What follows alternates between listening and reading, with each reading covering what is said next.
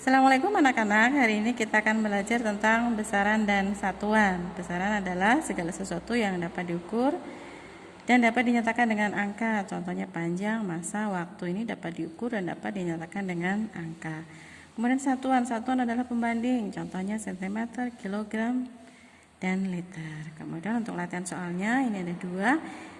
Misalnya ada kalimat tinggi pohon itu 5 meter, berarti besarannya adalah tinggi, satuan yang dipakai adalah meter, nilainya adalah 5. Contoh yang kedua, suhu badan adik 38 derajat Celcius, berarti besarannya yang suhu, satuannya derajat Celcius, nilainya 38. Berikutnya kita akan belajar tentang jenis-jenis besaran. Besaran ada dua, yaitu besaran pokok dan besaran turunan. Besaran pokok itu besaran yang satuannya sudah ditentukan terlebih dahulu. Jumlahnya ada 7, panjang, masa, waktu, suhu, kuat arus, jumlah zat, dan intensitas cahaya. Nanti kalau kalian melihat ada besaran selain yang 7 ini, berarti itu masuknya ke besaran turunan. Apa itu besaran turunan? Adalah besaran yang satuannya diturunkan dari besaran pokok.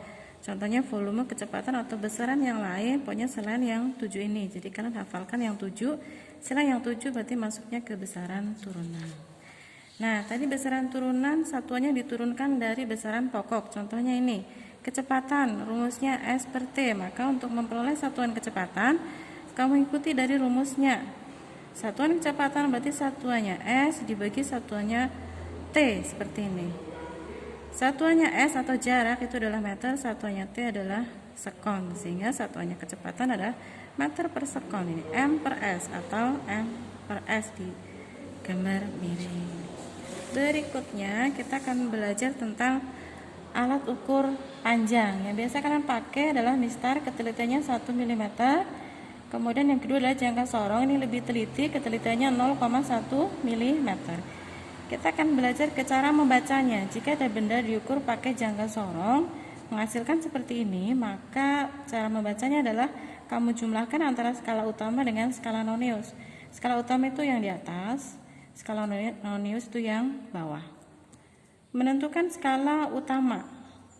Skala utama adalah tempat berhentinya 0 nonius. Ini 0 nonius, berhentinya di sini, berarti yang kamu baca yang sini. Ini dimulai dari 0, 0, 1, 2. Oh, berarti skala utamanya 2, ditulis di sini. Kemudian skala nonius itu adalah tempat garis berimpit atau lurus atas bawah. Ini nonius dari 0 sampai 10, kamu cari yang berimpit atas bawah yang mana? Kita cari ini. Garis keberapa ini? 0, 1, 2, 3, 4. Tapi ditulisnya jangan 4, 0,4 karena ketelitian jangka sorong itu 0,1. Kemudian dijumlah hasilnya 2,4 mm. Kemudian contoh yang kedua ini. Kalau sekarang awalnya bukan 0 tapi 1, berarti ini dihitungnya sudah 10 karena 0-nya di sebelah sana. Sampai sini sudah 10 mili. Sehingga skala utamanya itu dari sini 10, 11, 12, 13, 14 mm. Noniusnya sama kayak tadi. Cari yang berimpit atas bawah. Ini garis keberapa ini? 0, 1, 2, 3. 3 ditulisnya 0,3. Terus kalian jumlah hasilnya ini. Berikutnya alat ukur panjang yang ketiga adalah mikrometer sekrup. Ini lebih teliti lagi, ketelitiannya 0,01 mm. Contoh, ini hasil pembacaan mikrometer sekrup. Skala utama itu yang skala mendatar, skala nonius itu yang vertikal. Menentukan skala utama itu dari 0 sampai ujung sini. 0, 1, 2, 3. Nah, ini ada sisanya, ini garis ke bawah dihitungnya setengah, jadi utamanya itu 3,5. Tulis 3,5. Skala nonius itu yang vertikal, kamu cari garis yang lurus dengan skala utama. Garis ini, kalau ini 10 berarti sini 9. Nulisnya karena ketelitiannya 0,01, nulisnya 0,09, sehingga hasil pengukurannya dijumlah 3,59. Contoh yang kedua ini. Ini berarti skala utamanya 0, 1, 2, 2,5. Tulis di sini. Skala noniusnya cari yang lurus. Garis ini 30, berarti ini 31.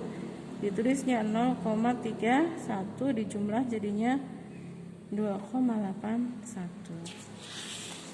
Berikutnya yang besaran turunan.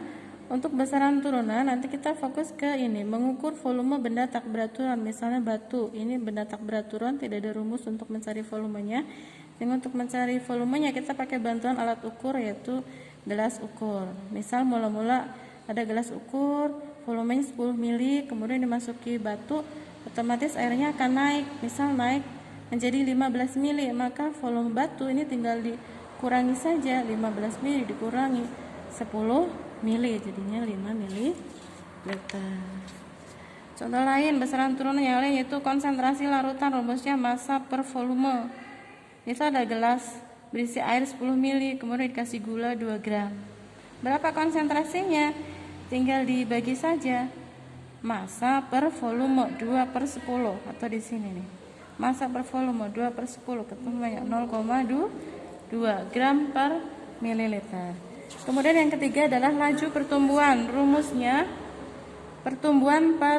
pertambahan tinggi per waktu. Misalnya ada pohon mula-mula 5 cm, kemudian setelah 10 hari tumbuh jadi 20 cm. Berapa laju pertumbuhannya? Tinggal ini berapa pertambahan panjangnya dibagi waktunya. 20 kurangi 5, 15 cm per 10 hari. 1,5 cm per hari. Baik, materinya sudah selesai. Saya akhiri. Wassalamualaikum warahmatullahi wabarakatuh.